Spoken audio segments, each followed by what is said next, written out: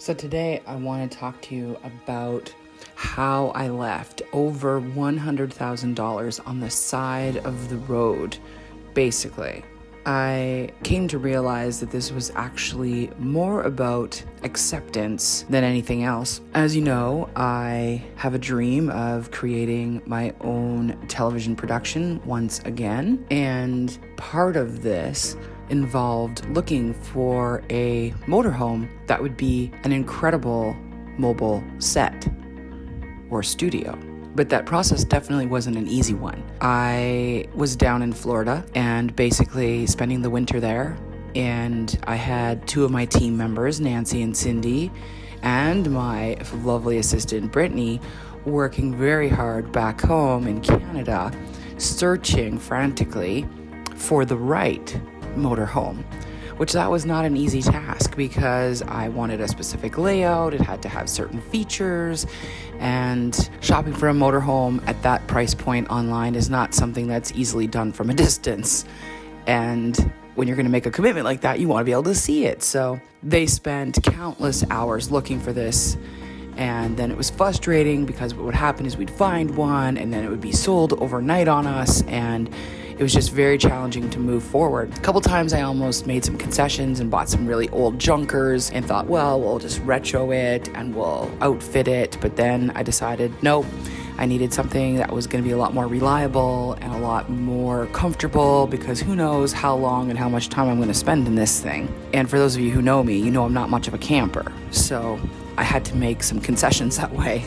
So after much searching, we did find a unit in Alberta. And so when I returned back from Florida to Canada, myself, Nancy, my dad, and Bear decided to take a trip. We flew to Calgary and then drove up to Red Deer to go inspect this thing. On the way up, I was just ecstatic because the weather was absolutely beautiful, and I was freaking out about trying to drive this, almost 40-foot thing back to Saskatchewan when I've never done that in my life. The weather was incredible, so I thought, this is going to be so easy, not a problem.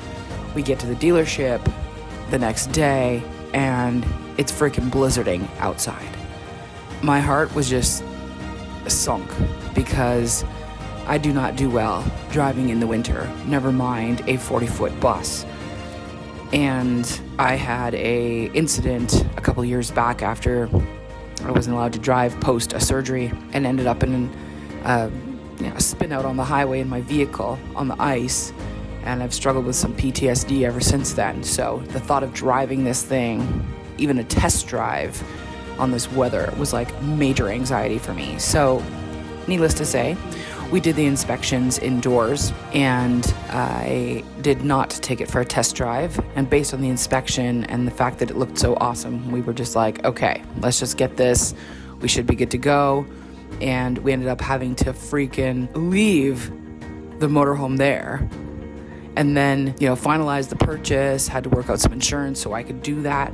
But I was so heartbroken over the fact that I had to leave the motorhome there after all this work and all this effort that we had gone through to find this thing and travel there. And we didn't even have return tickets bought for home, because the assumption was that we were going to drive this thing back. So I guess, I was really upset about this, and I thought, what's the lesson here for me?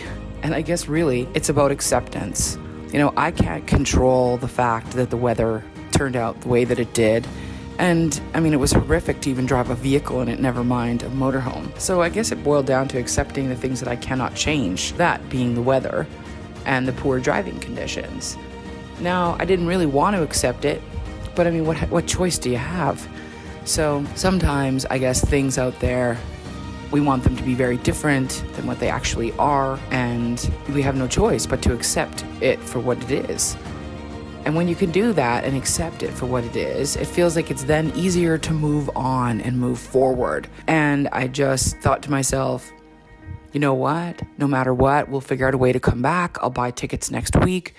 We'll fly in again and we'll drive this thing back. Then the coronavirus hit, pandemic crisis, and the fear of flying to even go back there and go get it was a little bit heightened.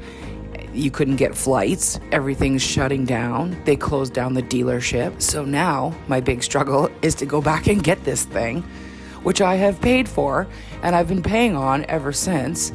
And it's basically sitting up there in their dealership lot on the side of the road, and I'm paying for it. So accepting what is around me right now is challenging, but I'm doing it. And I'm just going to keep trying to figure out a way to go back and get it. So more to be revealed on that. Have you ever had a situation like that where you've had to just accept what it is for what it is and move forward? I'd love to know. Share it in the comments below. How did you deal with just accepting what is?